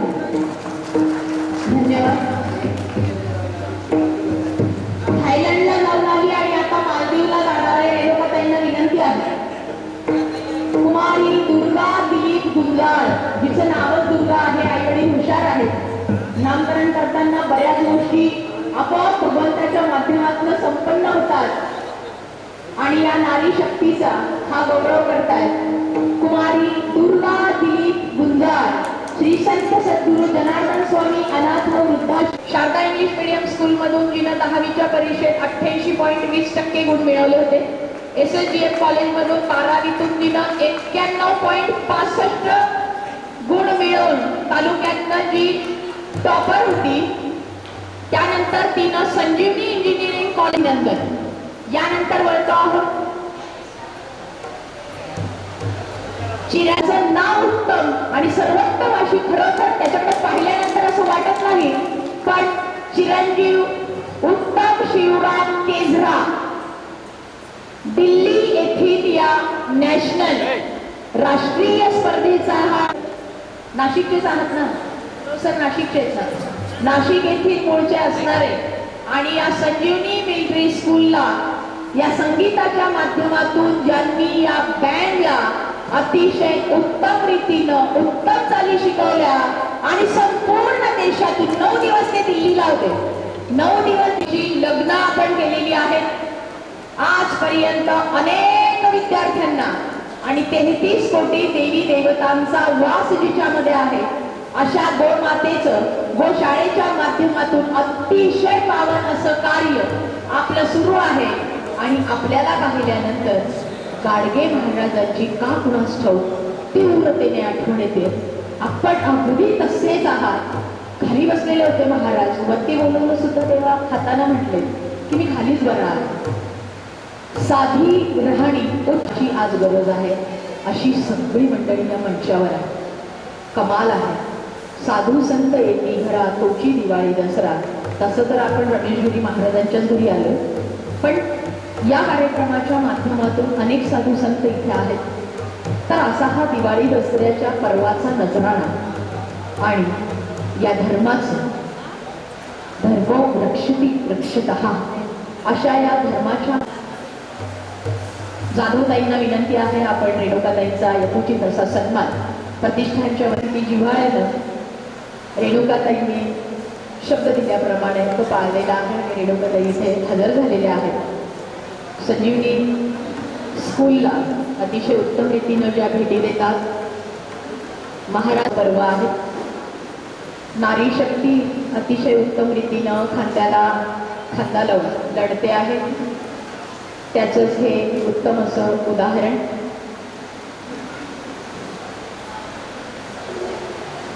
सत्र हे पर्व संपन्न होत आहे. वळणार आहोत. बाल मृदुंगाचार्य हरिभक्त परायण शुक्र ज्ञानेश्वर चाळक महाराज, मुक्काम पोस्ट चव्हाणवाडी, तालुका शिरूर, जिल्हा पुणे यांच्याकडे.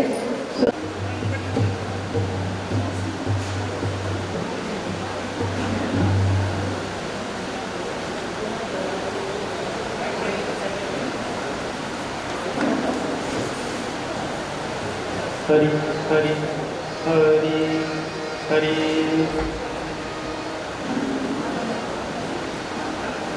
हरी रामकृष्ण हरी.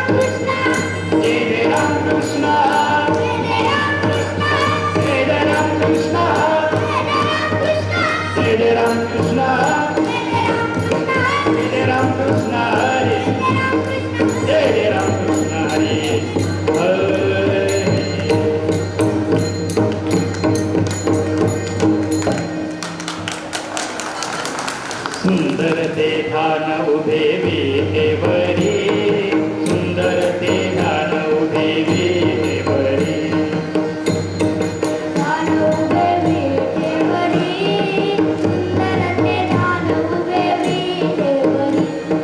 करकटावरी ठेवोनिया, करकटावरी ठेवोनिया.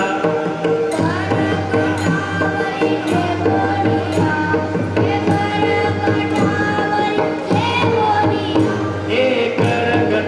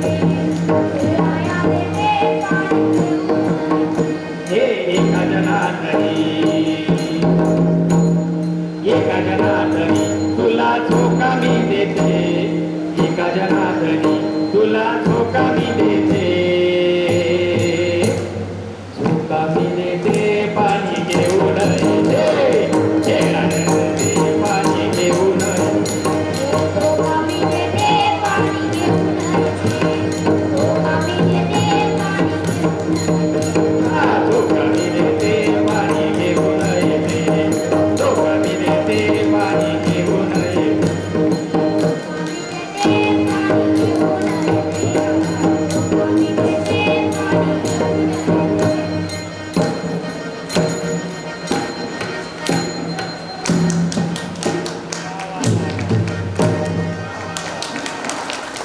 आता शेवटचं एक ज्ञानोबा माऊली भजन घेतो बाबा. हरी ज्ञानोबा तुकाराम, ज्ञानोबा तुकाराम, ज्ञानोबा तुकाराम, ज्ञानोबा तुकाराम, ज्ञानोबा तुकाराम,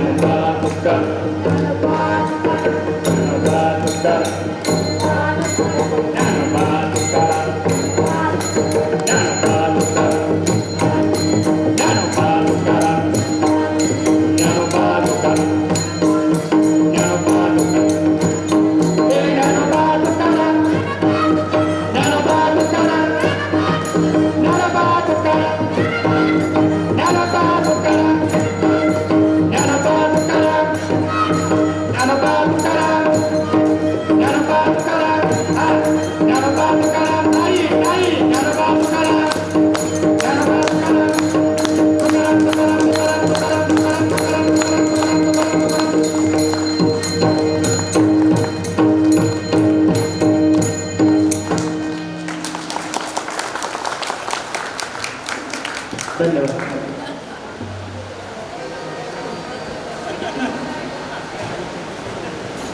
आई व्हिडिओ शूटिंग घेत होती, घेते म्हणजे अजून. वडील किती सुंदर रीतीनं बाळ म्हणत होते त्यावेळी, तर आम्हाला जास्त सुंदर वाटलं की तो खरंच तुमचा बाळच आहे. आणि कमाल आहे, बापरे, खूप भारी आहे, खूप भारी. तर कुणी कुणाच्या पोटी जन्म घ्यावा हे ज्याचं त्याचं म्हणजे माहिती नाही आहे आपल्याला, नो ॲप्लिकेशन. आपण काय अर्ज करू शकत नाही, पण हे पूर्वपुण्याईमुळेच मिळतं. त्याला तुम्ही मिळाले, तुम्हाला तो मिळाला, तुमचं महाभिनंदन. आणि या प्रतिष्ठानच्या माध्यमातून आपल्याला सगळ्यांना तो मिळाला, की साधी गोष्ट नाही आहे की या जगातला तो बाल मृदुंगाचार्य आहे. युरोप कंट्रीतल्या लंडन सहित हो, जाधव साहेबांनी आम्हाला सांगितलंय ते की या कार्यक्रमात माझ्या नातवाचं सुद्धा सादरीकरण आहे आणि तो जाधव साहेबांचा नातू आहे. आजोबाश्रींनी आज अतिशय उत्तम असं काम केलं. पाहिलं ना, त्याला सोडायचंच नाहीये, त्याला वाजवायचं आहे अजून. ग्रेट, खूप भारी. तर युरोपातून पांडुरंगाच्या पादुका ज्या आहेत, या पादुका युरोपातल्या प्रत्येक देशातून प्रवास करून पंढरपुरात येणार. हे सगळं या छोट्या बालकांना ज्या रीतीनं देशमुख साहेबांनी सांगितलं की शरीरानं नसणाऱ्यांमुळे हे सगळं झाले, तर खूप मोठी कमाल आहे आणि झणझणीत अंजन आहे. खरंच जे पालक म्हणतात ना, आमचं बाळ मोबाईल शिवाय जेवत नाही, आमचं बाळ मोबाईल शिवाय झोक्यात झोपत नाही, आमचं बाळ मोबाईल शिवाय काहीच करत नाही, त्यांच्यासाठी झणझणीत अंजन आहे की आमचं बाळ बघा काय करतं. खूप भारी. एकदम निरागस निष्पाप कानाचंच रूप दिसतोय. या आईवडिलांचं, त्याचे आजोबाश्री, त्याच्या आजीश्री यांचं अगदी मनपूर्वक महाभिनंदन करतो आहोत. आणि प्रतिष्ठानच्या वतीनं जसा आदेश असेल, बाबाजींना विनंती आहे, आज या ज्ञानसागर स्मृती गुणगौरव पुरस्कर्त्यांना आपण आपल्या शब्दांनी, आपल्या अमृतवाणीनं गौरवित आहात. राष्ट्रसंत सद्गुरू जनार्दन स्वामी महाराज महाराजांच्या पदस्पर्शाने पावन झालेल्या या भूमीमध्ये प्रतिष्ठानने हा कार्यक्रम आयोजित केला आहे. हा कार्यक्रम अगदी आगळा वेगळाच या ठिकाणी जाणवला. ज्ञानसागर स्मृती मानव सेवा पुरस्कार, त्या माध्यमातून ज्ञानसागर स्मृती गुण गौरव पुरस्कार ही या प्रतिष्ठानने आयोजित केला आहे. बघितलं आहे 2 मुलं गीतेतील काही अध्याय महाराजांनी सांगितले, त्याचा श्लोक सांगितला त्यांनी तंतोतंत त्याप्रमाणे तो म्हणून दाखवला. आणि अशा या कार्यक्रमाला ज्यांच्या माध्यमातून उपस्थिती माझ्या शेजारी बसलेले खर्चे सर गेले अनेक वर्ष संजीवनी स्कूलमध्ये आणि त्यांचा सहवास विद्यार्थी अनेक विद्यार्थ्यांनी घडवले. अनेक विद्यार्थी इंजिनियर डॉक्टर अनेक काही झाले आहेत. ते खर्चे सर, त्याचप्रमाणे आमचे वासुदेवानंद गिरी महाराज अर्थात बहुरूपी बाबा लासरगाव आश्रम तेही या ठिकाणी आलेले आहेत. त्याचप्रमाणे अनेक मान्यवर आमचे हरिभक्तपरायण रामेश्वर महाराज, त्याचप्रमाणे आणि कोलेताई रेणुकाताई आणि बरीचशी काही मंडळी या ठिकाणी व्यासपीठावर विराजमान आहे. त्यांचंही राष्ट्रसंत सद्गुरू जनार्दन स्वामी आश्रमाच्या वतीने स्वागत. आणि या कार्यक्रमाला अनेकांनी उपस्थिती दर्शवली, त्यांचंही स्वागत. आणि त्या लहान मुलाने काय दैवी शक्ती सामर्थ्य कसं असतं त्याच्यात हे एक दैवी उदाहरण आहे की लहान मुलगा मृदुंग वाजवतो. काय ते बोल, काय ते ठेका. अगदी पखवादाचे 4 प्रमुख पॉईंट आहे. एक पहिला ठेका, दुसरी उठाण, तिसरी लगी आणि चौथी उतरणी. अशी 4 पॉईंट पखवादाचे असतात. त्या मुलांनी तंतोतंत अगदी तसे वाजवले. छान उत्कृष्ट. काय दैवी शक्तीचं सामर्थ्याचं, काय दैवी अंशाचं काय सामर्थ्य असतं हे आता आपण सर्वांना बघितलं आहे. म्हणून या ठिकाणी छान उत्कृष्ट असा कार्यक्रम आणि जाधव परिवाराने अर्थात स्वर्गीय सागर राजू जाधव स्मृती प्रतिष्ठाने हा कार्यक्रम आयोजित केला. दरवर्षी करत असतात. अनेक वर्षांपासून ते कार्यक्रम करतात. वेगवेगळ्या प्रकारचे कार्यक्रम ते आयोजित करतात. आणि ह्या वेळेस या ठिकाणी गुणवान, ज्ञानवान, प्रज्ञावान आणि असा त्यांचा त्या सर्वांचा सत्कार समारंभ या ठिकाणी त्या परिवाराने आयोजित केला आहे. प्रतिष्ठानला मी धन्यवाद देतो की तुम्ही चांगला कार्यक्रम या ठिकाणी आयोजित केला. त्याबद्दल पुन्हा एकदा सद्गुरू जनार्दन स्वामी आश्रमाच्या वतीने प्रतिष्ठानला धन्यवाद देतो. आणि त्यांच्या हातून अशाच प्रकारचे सत्कर्म सत्कार्य विविध कार्यक्रम घडत राहो अशी अपेक्षा शुभेच्छा व्यक्त करून माझे 2 शब्द पूर्ण करतो. जय जनार्दन, जय जनार्दन, जय जनार्दन.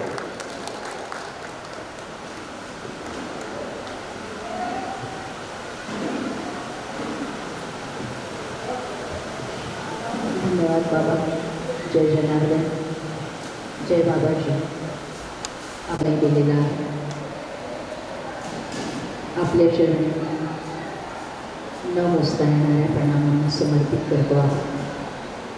खूप वेळ आज आपण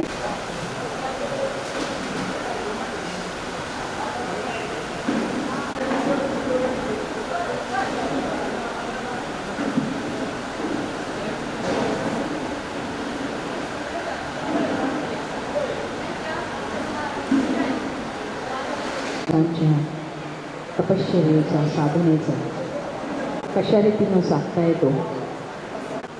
सोल टू सोल, दिल से दिल करण्यासाठी महाराज देखील खाली उतरून गेले. ते कॉलेज ऑफ इंजिनिअरिंग मानकापूर विदर्भातून सर आपल्यासाठी आलेले आहेत. उपस्थित राहा. तर खरं म्हणजे मी माझ्या आयुष्याचे 20 वर्ष संजीवनीमध्ये आपलं आयुष्य खूप छान घेतलं होतं. तर ज्याप्रमाणे आपल्या विवाहित महिलेला असं वाटतं माहेरची ओढ असते, तसं मलाही कोपरगावची माहेर टाईपची ओढ आहे. मला कोणत्याच क्षणी इथे स्वीकारलं त्यांना आणि इथे आपल्यासोबत आलेलं आहे. तसंच ताईंनी सांगितलं की माझी मुलगी डॉक्टर प्राजक्ता मुळे ती इथे दिलेली असल्यामुळे तोही आनंद मला डबल झालेला आहे. आज मोहन सोबत मोहन चार घेता आला त्याचाही मला आनंद होतोय. म्हणूनच जे आपले सत्कारमूर्ती आज झालेले आहे त्यांच्यासाठी मी 2 शब्द म्हणतोय. दूसरों के लिए जीना ही असली जिंदगी है, दूसरों के लिए ही जीना असली जिंदगी है, औरों के दर्द को समझना ही बंदगी है. यूं तो पैदा होते रोज हजारों जमी पर, यूं तो पैदा होते रोज हजारों जमी पर, जो समाज की तकदीर बदले वही असली जिंदगी है, वही असली जिंदगी है. मित्रांनो, ज्याप्रमाणे संतांची भूमी आहे, शिर्डीचे साईबाबा जनार्दन स्वामी त्यांची पवित्र भूमी आहे. आमचे स्वर्गीय शंकरराव कोल्हे साहेब त्यांच्या मार्गदर्शनाखाली आम्ही घडलेलो आहे, ज्याचा निश्चितच आज मला अभिमान होतो की त्याचमुळे मला इथे मुख्य अतिथी म्हणून या कार्यक्रमाला उपस्थित राहू शकलो. तर त्याचप्रमाणे आजच्या या सत्कार करीत आहेत सर्व जे लोक, त्यांच्यासोबतही मला असा आनंद वाटला की छोटे मुलं असो किंवा आपले बहुरूपी महाराज असतील, हे इतके लोक चांगले आहेत की त्यांचा सत्कार करायचा आम्हाला भाग्य मिळाला. हे खऱ्या चरणी म्हणजे जनार्दन स्वामी चरणी आणि साईबाबा चरणी आपली सत्कर्माची पावती आहे.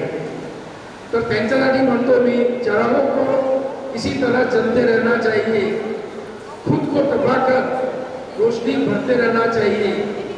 सलाम है मेरी उन जाबाज समाज सेवियों को जो खुशियां बांटते हैं हर एक मिजाज में भी.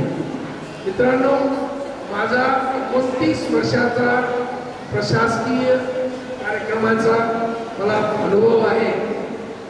मला एक गोष्ट शिकून गेला आहे की पद आणि पैसा माणसाला मोठं बनवू शकत नाही, पण खरा आदर आणि प्रेम या चांगल्या कामातूनच मिळत असतो. आणि तुम्ही जे लोकांनी चांगले चांगले कामं केलेले आहे त्याचा हा पावती आहे. खरं म्हणजे आज ज्या झालेल्या सत्कार मूर्तींसाठी मी एवढीच सांगू शकतो की हा सत्कार म्हणजे तुमच्या कार्याची पावती आहे. पण त्याचबरोबर समाज तुमच्याकडून भविष्यात आणखी मोठ्या कार्याची अपेक्षा देखील करत आहे. तर आज उपस्थित असलेल्या तरुण पिढी यांना मी सांगू इच्छितो, लहरों से डरकर नौका पार नहीं होती, लहरों से डरकर नौका पार नहीं होती, कोशिश करने वालों की कभी हार नहीं होती. समाज को बदलने का जज्बा जो रखते हैं उनके कदमों को रोकने की किसी तूफान में औकात नहीं होती, किसी तूफान में औकात नहीं होती. मित्रांनो, वेळ भरपूर झालेला आहे. हा माईक माझ्या हातात आला तर काही लोकांचे चेहरे थोडे पडले. एखाद्या मास्तरच्या हातात माईक आला तर जेव्हा आपण घंटी वाजत नाही तेव्हापर्यंत तो 40 मिनिटाचा तास घेतच असतो. पण तुम्ही तसं करणार नाही की मला परत मलकापूरला जायचं आहे. आणि मलकापूरलाही आम्ही बुलढाणा मलकापूरला संत गाडगेबाबा विचार मंच यांच्या मदतीने आम्ही जवळपास 40 ते 50 लोक आहे. आम्ही दर रविवारला आणि दर बुधवारला सकाळी 5 ते 7 नाली साफसफाई, शमशानभूमी साफसफाई, वृक्षारोपण, अंधश्रद्धा निर्मूलनचे आम्ही कार्यक्रम घेत असतो. तर मीही त्या संत गाडगेबाबा विचार मंचचा एक पाईक आहे. जाता जाता मी एवढंच म्हणेन, दिलों में यादों के चिराग जलाए रखना, दिलों में यादों के चिराग जलाए रखना, सफर लंबा है दोस्ती बनाए रखना, मिले जिंदगी के किसी मोड़ पर फिर से तो बस जय साई राम और जय जनार्दन स्वामी जरूर मुस्कुरा कर कहना, जरूर मुस्कुरा कर कहना. जय हिंद, जय महाराष्ट्र. धन्यवाद.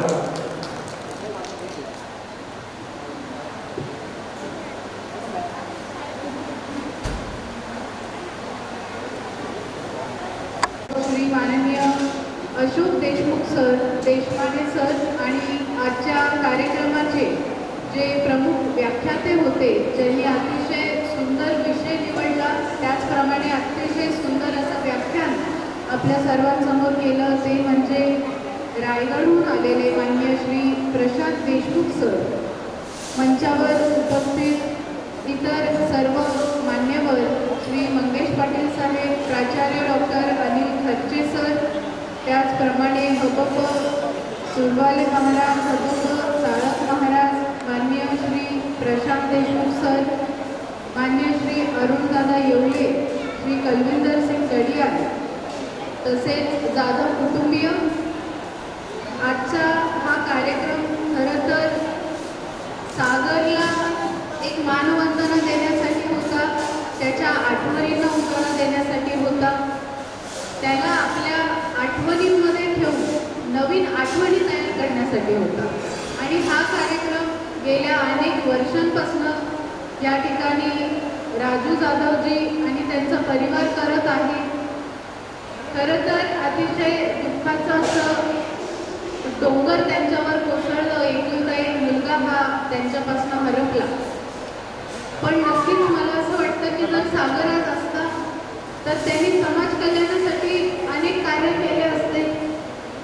त्याच्या वडिलांना बघून, त्याच्या आईला बघून, कारण राजूजी हे संजीवनी परिवाराचा एक भाग आहेत, एक सदस्य आहेत. अनेक वर्षांपासून सहकार महर्षी शंकरराव कोल्हे सहकारी साखर कारखान्यामध्ये ते कार्यरत आहेत. आणि म्हणून कोल्हे साहेबांचा जो समाज कार्याचा एक संस्कार आहे तो त्यांच्यावरही झालेला आहे. आणि कदाचित सागरसुद्धा हाच वसा घेऊन त्याच्या आयुष्यात त्यांनी काम केलं असतं असं मला वाटतं.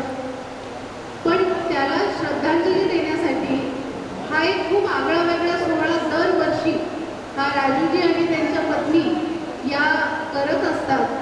आपल्या समाजामध्ये ज्यांचं काहीतरी योगदान आहे किंवा ज्यांनी काहीतरी आपल्या कौशल्याने मिळवलं आहे अशा लोकांचा मान सन्मान ते दरवर्षी करत असतात. यावर्षी देखील 10 जणांना या ठिकाणी सन्मानित त्यांनी केलेलं आहे, पुरस्कृत केलेलं आहे. तर मी त्याबद्दल राजूजी आणि ताईंचं मनपूर्वक अभिनंदन करेल की अतिशय सुंदर असा कार्यक्रम आपण दरवर्षी करतात. त्याचप्रमाणे मला सांगायला आवडेल की सन 2019मध्ये या प्रतिष्ठानचे म्हणजे स्वर्गीय सागर राजू जाधव या प्रतिष्ठानची स्थापना त्यांनी केली होती. आणि या निमित्ताने आपल्या कोपरगाव शहरामध्ये रचना पार्क ग्रंथालय सुरू करण्यात आलं होतं. याचा हेतू एकच की जे विद्यार्थी आहेत किंवा वाचनप्रेमी आहेत त्यांना ज्ञानासाठी एक महत्त्वाचं स्रोत प्राप्त व्हावं याकरिता त्यांनी हे वाचनालय किंवा ग्रंथालय सुरू केलेलं आहे.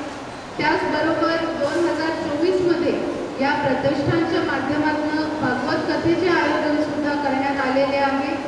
त्याचबरोबर समाजसेवेसाठी अनेक कामं या प्रतिष्ठानच्या माध्यमातून जाधव कुटुंबाच्या माध्यमातून होतं. मानवसेवा पुरस्कार हा सुद्धा त्यातलाच एक भाग आहे. पर्यावरण संरक्षण असेल, वृक्षारोपण असेल, विविध शिबिरं असतील, अशी सगळी कामं या प्रतिष्ठानच्या माध्यमातून दरवर्षी होत असतात. आज ज्यांना ज्यांना या ठिकाणी पुरस्काराने सन्मानित केलं त्यांच्या सर्वांचे मी अभिनंदन करते. आणि सागरच्या आठवणींना एक उजाळा देत मी एवढंच सांगू इच्छिते की सागर जिथे कुठे असेल मला वाटतंय त्याला अतिशय अभिमान होत असेल त्याच्या आईवडिलांचा की त्याला इतक्या सुंदर पद्धतीने ते आपल्या स्मरणात ठेवत आहेत. आणि खूप चांगला असा कार्यक्रम दरवर्षी आयोजित करून त्याला श्रद्धांजली ते वाहत आहेत. मी पुनश्च जाधवताई आणि राजू जाधवजी यांना आपल्या ह्या कार्यासाठी शुभेच्छा देते. महाराष्ट्र विधान परिषदेचे आमदार आदरणीय विवेक भैया कोल्हे साहेब, कोपरगावच्या प्रथम महिला आमदार आदरणीय स्नेहलताताई कोल्हे आणि संजीवनी उद्योग समूहाचे अध्यक्ष माननीय बिपिनदादा कोल्हे साहेब तसेच आमच्या संपूर्ण कोल्हे कुटुंबियांच्या वतीने मी जाधव कुटुंबाला त्यांच्या भावी वाटचालीसाठी सुद्धा खूप खूप शुभेच्छा देते. धन्यवाद.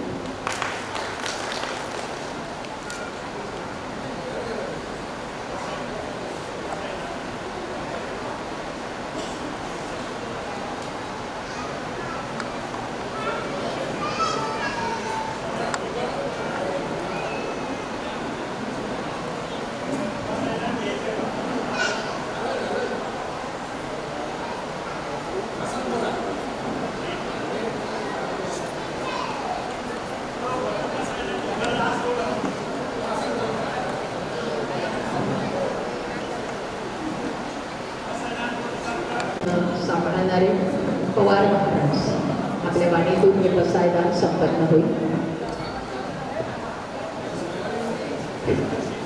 आपापल्या पायातले चप्पल सर्व जगांची एकमेव प्रार्थना आहे. माझी सर्वांना विनंती, ज्यांच्या पायात चप्पल